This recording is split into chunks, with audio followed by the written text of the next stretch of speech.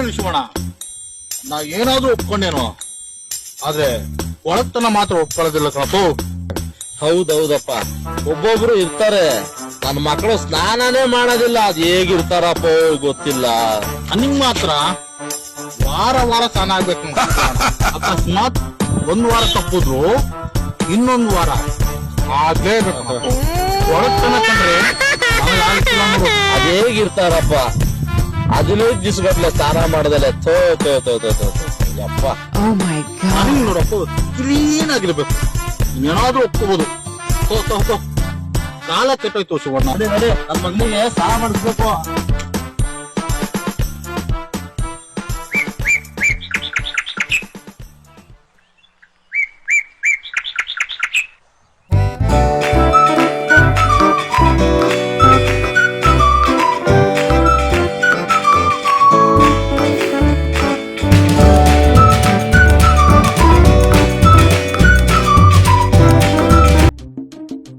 ಸ್ನಾನ ಮಾಡ್ದೆಯಾ, ಊರೂರು ತಿರುಗ್ತೀಯ ನೀನು. ಬಾ ನಡಿ, ಮನೆಗೆ ಆಯ್ತು ನಿನಗೆ.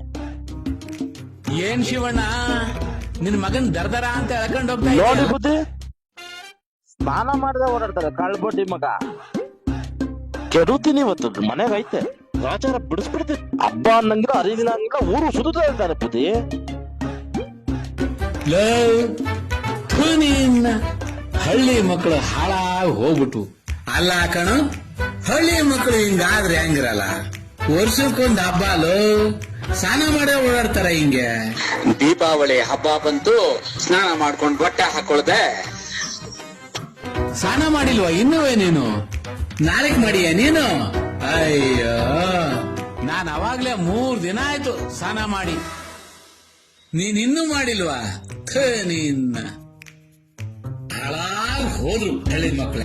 ಹಂಗೇನೆ ಬುದ್ಧಿ, ಬಟ್ಟೆ ತೋಕೆ ಅರ್ಥನೇ ಹಾಕಿಲ್ಲ. ನಡಿ ನನ್ ಮಗ್ರೆ.